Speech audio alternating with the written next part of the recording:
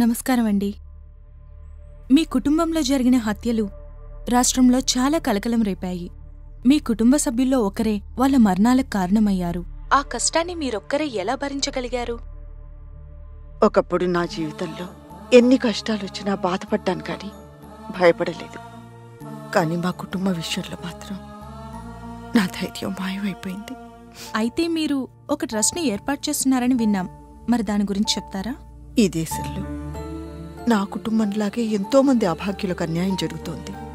అందుకే ప్రస్తుతం ఈ ఇంటిని అమ్మేసి నా కుటుంబం గుర్తుగా ఒక ట్రస్ట్ ఏర్పాటు చేద్దామనుకుంటున్నాను. ఆ ట్రస్ట్ అన్యాయాన్ని ఎదుర్కొని న్యాయ పోరాటం చేసే అందరికీ అండగా నిలుస్తుంది. మరి దానికి నిధులెలా సమీకరిస్తారు? తెలిసిన కొన్ని ఫైనాన్షియల్ ఇన్స్టిట్యూషన్స్కి అప్లై చేశానండి. వాళ్ళ దగ్గర నుంచి ఇంకా రెస్పాన్స్ రాలేదు. ఎదురు చూస్తున్నాను. ఇక్కడ న్యాయం చాలా కాస్ట్లీ అయిపోయింది సార్. అన్యాయం ఎక్కడ పడితే అక్కడ ఫ్రీగా దొరుకుతుంది.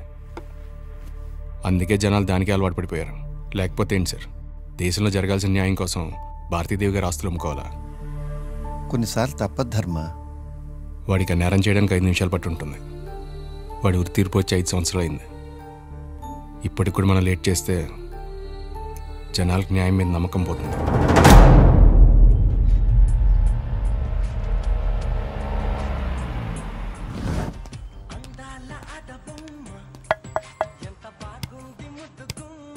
హరిక ఉందా? Wait for 5 minutes. ఈ ఆడోళ్ళు ఇన్ని పూసుకుంటే కానీ బయటగా మాదిరి కనపడరు అనుకుంటా.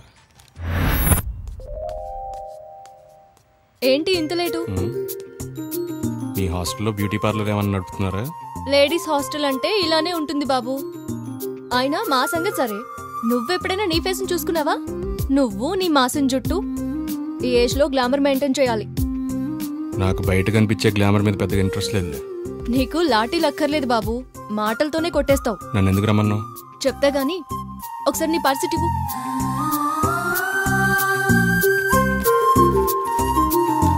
ఏంటి, నా ఫోటో పెట్టుకోలేదా? నీ ఫోటో ఎందుకు?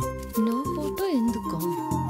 నువ్వు మారు, కిందికెళ్ళి కార్లో కూర్చో, సిగరెట్స్ కాల్చుకో. 5 minutes లో వస్తాను.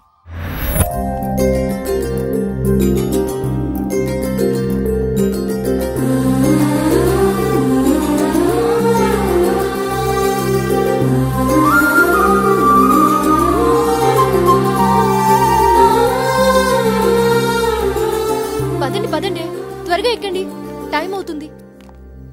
మీ ముగ్గురు వెనక. ఓకే ఓకే ఎక్కండి. మా వాళ్ళంతా యావరేజ్ గా ఉన్నారు కదా, నేనే బాగున్నాను కదా.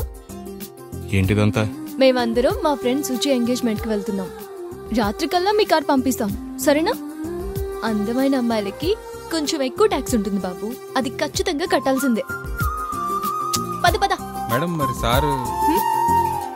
మీ సారు ఏ టాక్సీనో ఆటోనో చూసుకుంటారులే గాని నువ్వు పదవోయ్. Okay sir.